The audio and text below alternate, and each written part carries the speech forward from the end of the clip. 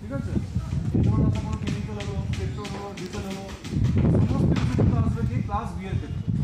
আর class C এর ক্ষেত্রে আসবে গ্যাস, ধরুন হাইড্রোজেন, ঠিক আছে, আপনার মিথেন, এলপিজি, সিএনজি, এই সমস্ত কিছু আসবে আপনার কিসের মধ্যে? ক্লাস সি এর ক্ষেত্রে।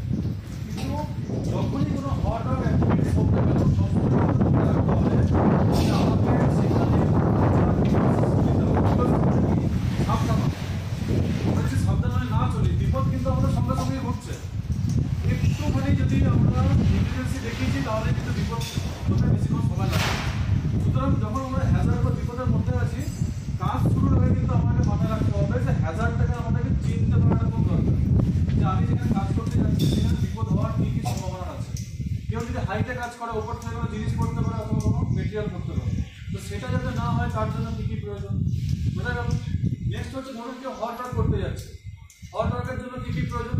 ফার্স্ট অফ অল আপনাকে দেখতে হবে যে আপনার ওখানে প্রপার হাউস কিপিং আছে কিনা।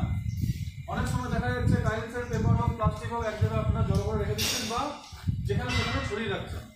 এই মুহূর্তে কিন্তু যে কোনো সময় যদি কেউ বিড়ি সিগারেট খেয়ে ফেললো বা কোনো ধরো ওয়েল্ডিং করতে গিয়ে স্টার্টার এসে পড়লো এবং যে হারে হাওয়া চলছে বা যা টেম্পারেচার, যে কোনো মুহূর্তে কিন্তু আমার তৈরি করতে বেশিক্ষণ সময় লাগবে।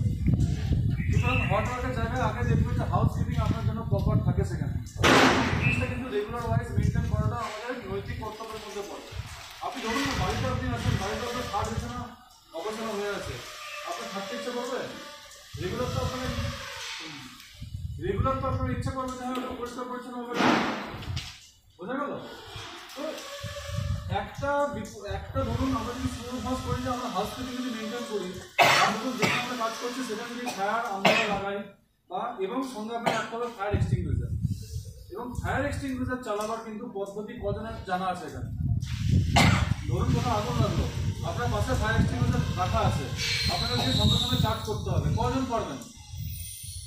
ভাই ভয় পাওয়ার বা লজ্জা পাওয়ার তো কিছু নেই, না জানলে বলুন, আমি তো শেখাবার জন্য এসেছি এখানে। জানেন না কেউ? আপনি জানেন। আর দেখুন সবসময় মাথায় রাখবেন বলে আমরা পাস মেথড ইউজ করবো, ঠিক আছে? ফার্স্ট অফ অল দেখতে হবে যে আমার যে ফায়ার এক্সটিংগুইশারটা আছে সেটা কি পিসিপি টাইপ আছে নাকি CO2 টাইপ আছে নাকি জল আছে। এখানে জল যদি হয় তাহলে কিন্তু আমরা সেটাকে ইলেকট্রিক্যালের ক্ষেত্রে ইউজ করতে পারবো না, তেলের ক্ষেত্রে ইউজ করতে পারবো না।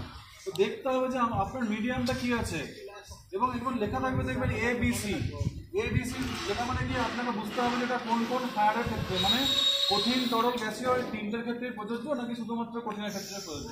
যদি A হয় তার মানে শুধু কঠিনের ক্ষেত্রে, B হলে শুধু তরলের ক্ষেত্রে, আর C যদি হয় তাহলে গ্যাসের ক্ষেত্রে।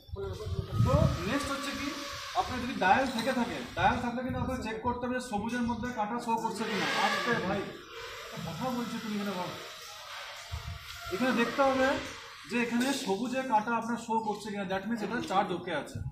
এবং দু সাইডে কিন্তু আরো দুটো রেড আছে, কি না একটা দেখায় ডিসচার্জ, মানে যদি এর মধ্যে চার্জ কমে যায় তাহলে ডিসচার্জে কিন্তু কাঁটা আপনার সরে যাবে। আর যদি দেখা যায় ওভার চার্জ হলে কিন্তু একটা বিপদ, কি আপনার ফায়ার এক্সটিংগুইশার যে কোনো মুহূর্তে কিন্তু বাস্ট করতে হবে। এবং এরকম ঘটনা কিন্তু ঘটেছে, ফায়ার এক্সটিংগুইশার দেখা যাচ্ছে যে মরচে ধরে গেছে, আপনার ভালভে কোনো প্রবলেম আছে বা আপনার ওভার চার্জ হয়ে গেছে, যে কোনো মুহূর্তে কিন্তু ওটা অপারেট করতে গিয়ে ব্লাস্ট করতে পারে। তো সেই জন্য কাঁটাটা দেখা অবশ্যই প্রয়োজন। নেক্সট হচ্ছে পাস মেথড আমরা ইউজ করবো, PASS, ঠিক আছে? পরীক্ষায় আমরা পাস ফেল করি না, পাস হয়ে যায় ফেল হয়ে যায়, ঠিক ওই মেথডটা পাস মেথড। তো প্রথম পিতে কি হচ্ছে দেখুন একটা পিন থাকে এখানে, এই পিনটা দেওয়া হয় সেফটির জন্য, যাতে আমার ভুলবশত এটা চার্জ না হয়ে যায়, মানে ভেতরে একটা প্লাঞ্জার আছে, প্লাঞ্জারটাকে ধাক্কা মারাবো, ঠিক আছে? তো এই ভেতরে সিলিন্ডার যখন ফেটে যায় তখন ওটা রিয়াকশন করে। অত জানতে হবে না, জানতে হবে যে আমাকে পুল দ্য পিন, প্রথম PASS এর প্রথম পিটা হচ্ছে পুল দ্য পিনটাকে বাইরে বার করতে হবে।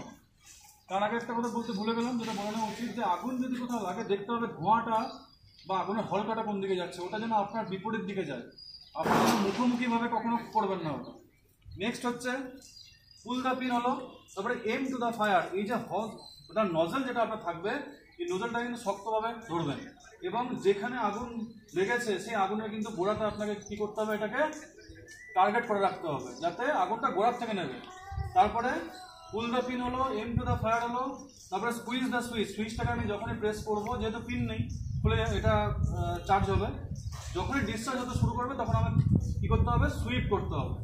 সুইপ মানে হচ্ছে যেমন আমরা ঝাড়ু দিই, ঝাড়ু দিয়ে কী করে আমরা পুরো জায়গাটাকে আমরা কভার করে ফেলি।